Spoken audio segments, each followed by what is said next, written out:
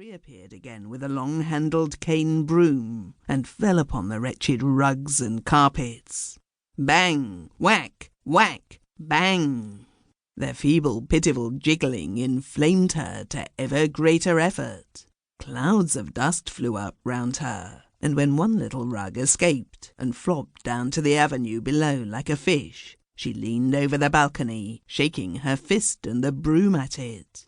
Lured by the noise, an old gentleman came to a window opposite and cast an eye of approval upon the industrious girl, and yawned in the face of the lovely day. There was an air of detachment and deliberation about the way he carefully felt over the muscles of his arms and legs, pressed his throat, coughed, and shot a jet of spittle out of the window. Nobody seemed more surprised at this last feat than he.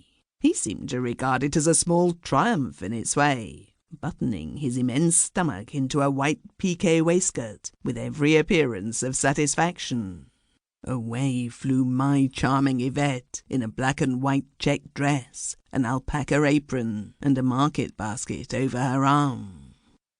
I dressed, ate a roll, and drank some tepid coffee, feeling very sobered. I thought how true it was that the world was a delightful place, if it were not for the people, and how much more than true it was that people are not worth troubling about, and that wise men should set their affections upon nothing smaller than cities, heavenly or otherwise, and countrysides which are always heavenly.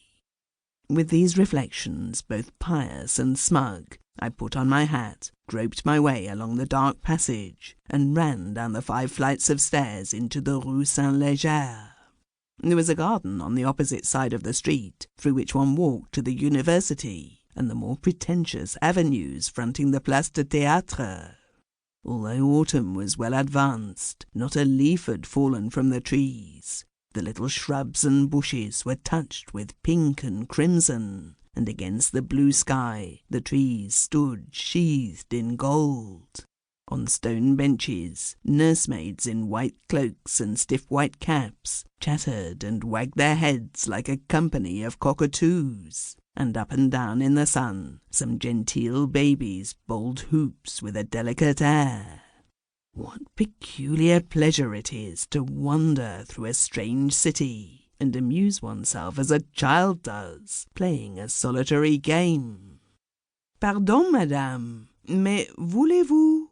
And then the voice faltered and cried my name, as though I had been given up for lost times without number, as though I had been drowned in foreign seas, and burned in American hotel fires, and buried in 100 lonely graves.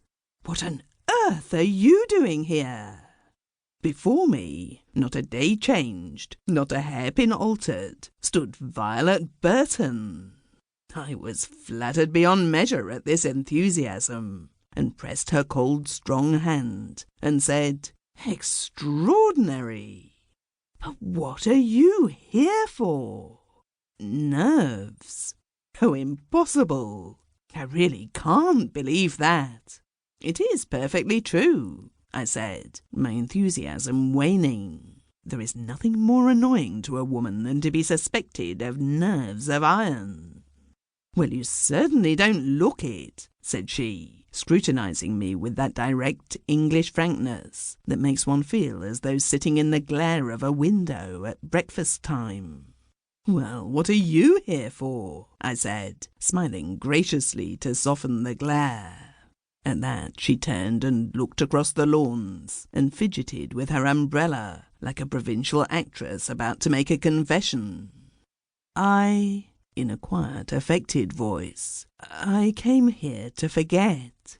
But," facing me again and smiling energetically, "don't let's talk about that. Not yet. I can't explain. Not until I know you all over again." Very solemnly. "Not until I am sure you are to be trusted." "Don't trust me, Violet," I cried. "I'm not to be trusted. I wouldn't if I were you." She frowned and stared.